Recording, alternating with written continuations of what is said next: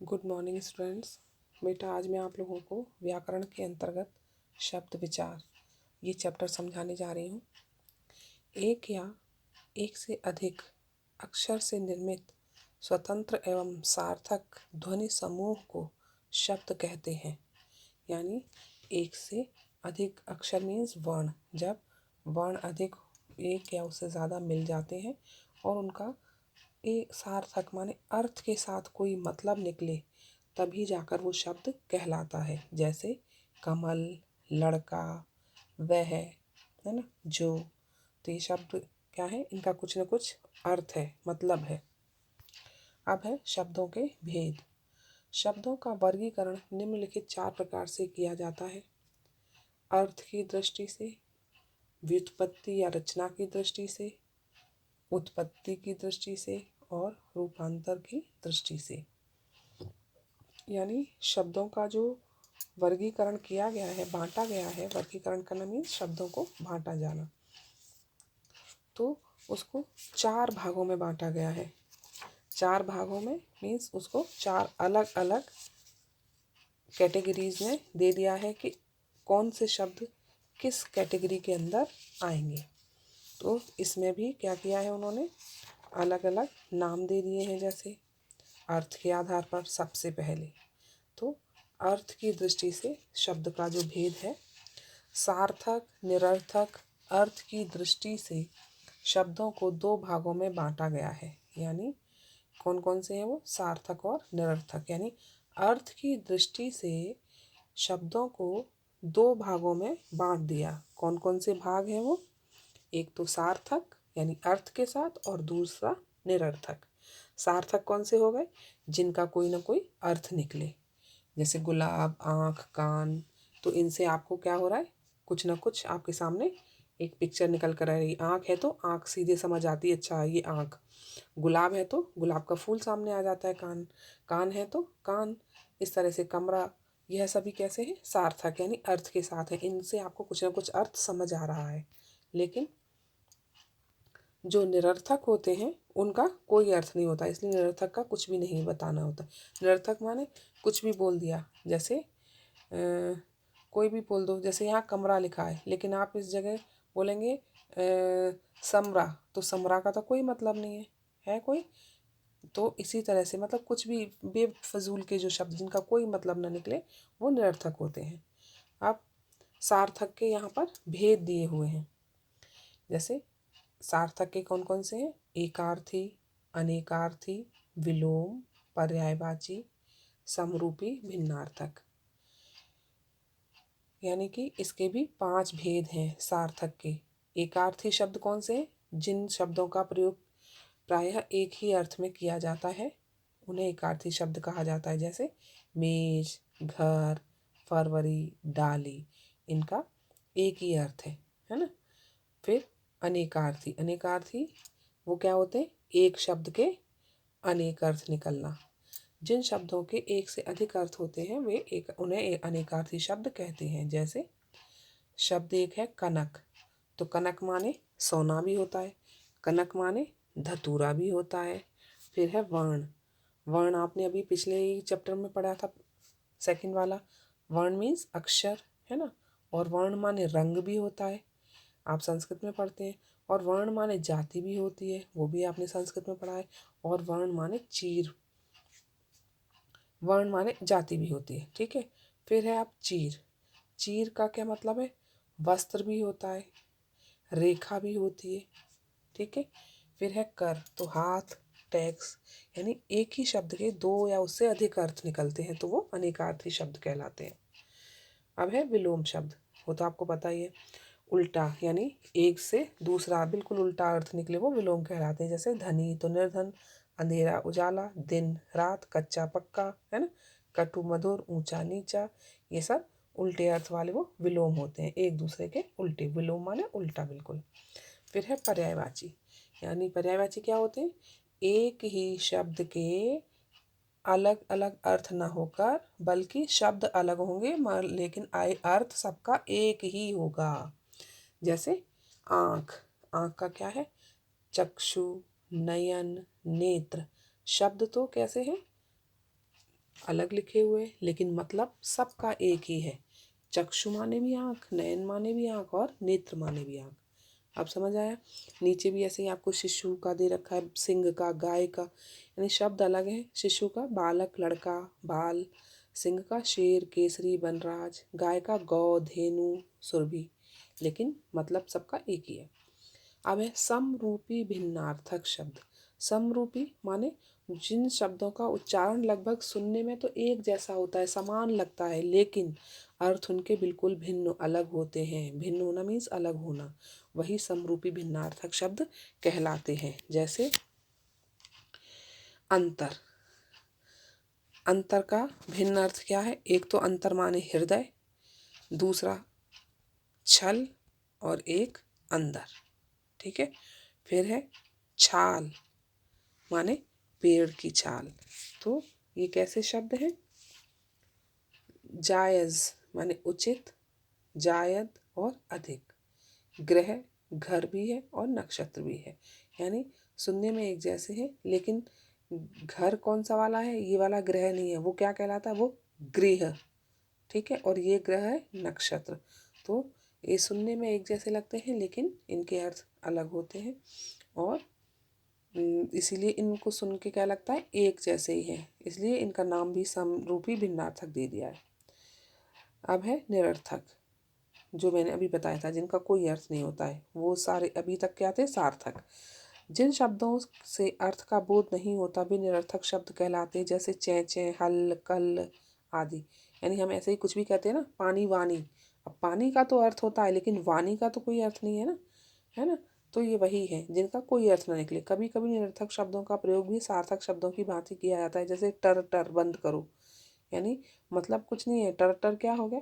मेंढक की आवाज़ होती है ना। तो हम ऐसे ही बोल देते हैं, टर टर क्यों कर रहे हो, ये टैं टैं क्यों कर रहे हो, ये चैं चैं हो गई, चिड़ियाओं की आवाज़ है। तो इनका अर्थ कुछ नहीं है, लेकिन हम किसी की आवाज़ को सुन करके वही शब्द यूज़ कर दें तो वो निरर्थक है। अब है व्युत्पत्ति या रचना की दृष्टि से।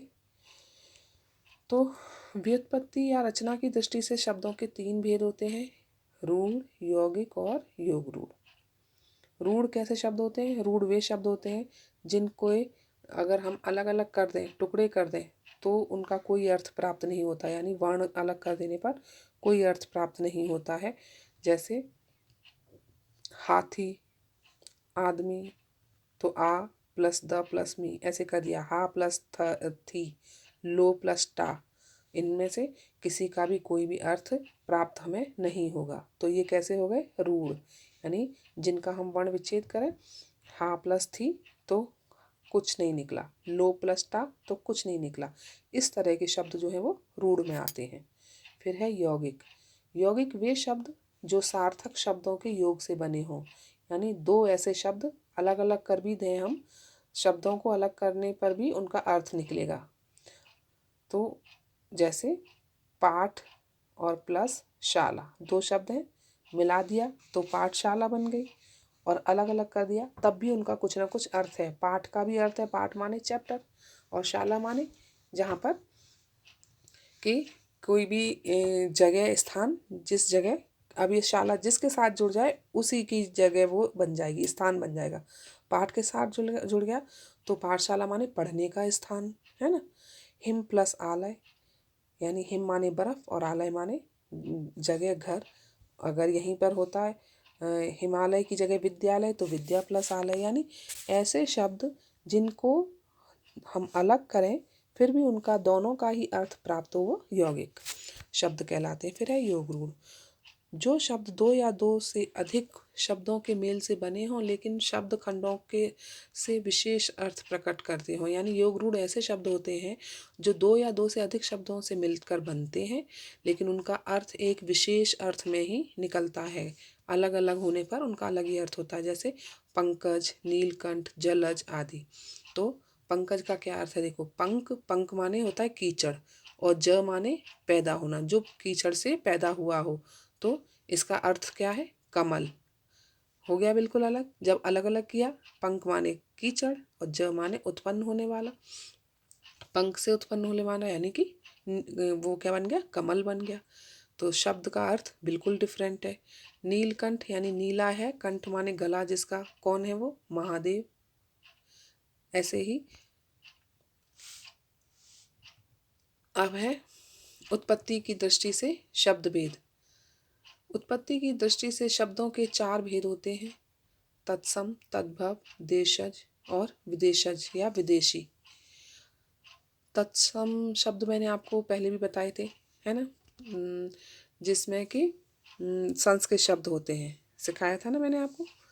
तो संस्कृत के वे शब्द जिनका प्रयोग हिंदी में बिना किसी परिवर्तन के मूल रूप में ही होता है, वे तत्सम शब्द कहलाते हैं। जैसे अग्नि, जीवन, आकाश, यानी ये शब्द हिंदी में ऐसे के ऐसे ही प्रयोग में लाए जाते हैं, इनका रूप बदला हुआ नहीं होता है, तो वे तत्सम होते हैं।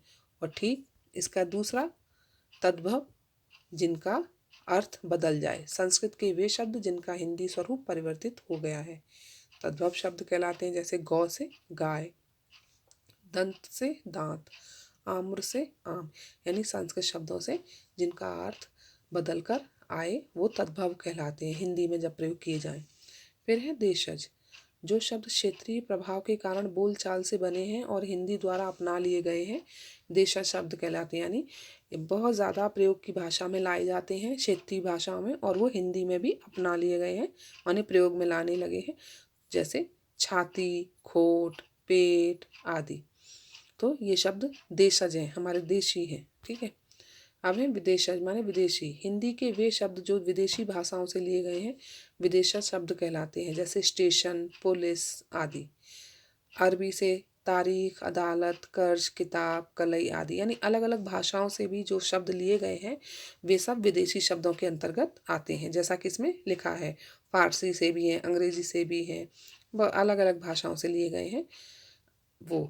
अब है 4th नंबर, रूपांतरण की दृष्टि से शब्द भेद। रूपांतरण की दृष्टि से शब्द 2 प्रकार के होते हैं, विकारी और अविकारी।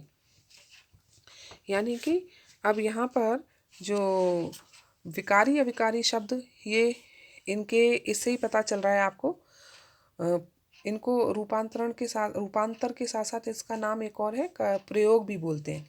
प्रयोग के आधार पर या तो रूपांतर के आधार पर या रूपांतर की दृष्टि से। इनके विकारी शब्द कौन से होते हैं? जो जिनका रूप, लिंग, वचन, कारक व क्रिया बदल जाता है। किसके हिसाब से? शब्द।